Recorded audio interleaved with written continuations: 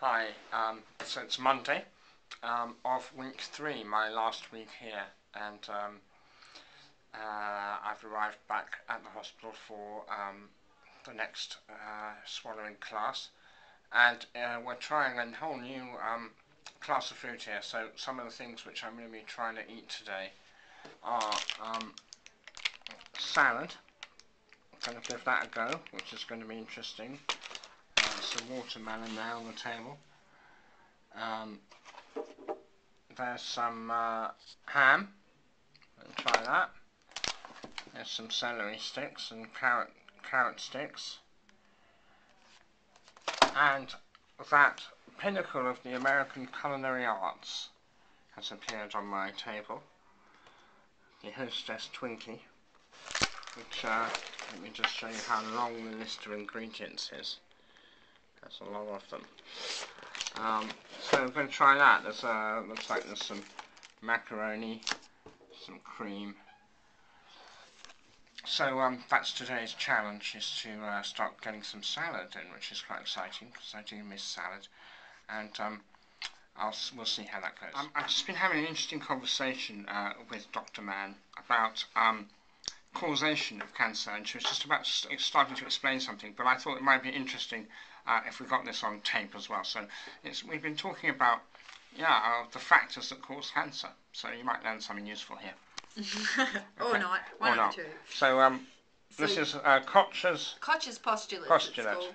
It's one of the theories of causation, alright? It's basically talking about a health pie, alright?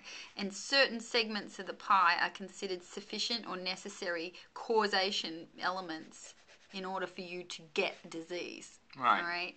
And so what they think is that if you have a pie and one of your, let's say it was all filled in like this, and this one is empty, alright? You don't have sufficient postulate, sufficient pieces to cause the disease. Okay. And so some of these items, and we call them variables, like perhaps alcohol or smoking or whatever, some of these are maybe necessary but not sufficient. I see.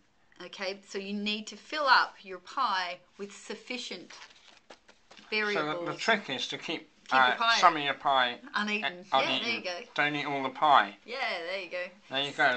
So the different. So don't eat all the pie, okay? Leave some slices alone. But of course the difficulty is knowing what the bits of the pie are that you should leave alone. So what do we know about the bits of the pie? Well, we know that smoking is definitely one of them. Alcohol is exposure to alcohol is definitely one of them. Then there's other chemical agents that we also know about, which is the chemical fillers in the cigarettes. What we don't know is the role of unmeasured chemicals and unmeasured exposure variables in, like, whether you're living under electric wires or things like that. They're still investigating a lot of those. What do you know about mobile phones?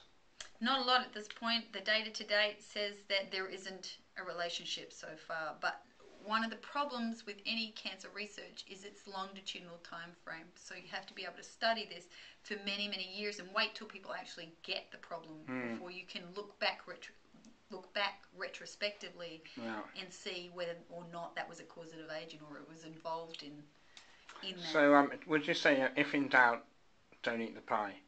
If in doubt, don't eat the pie. Make sure you leave a piece. Okay, thank you. Okay, piece de résistance. The eating of the great American tradition. Hang on. Twinkie! Twinkie. I'm not feeling as excited about this as you might think.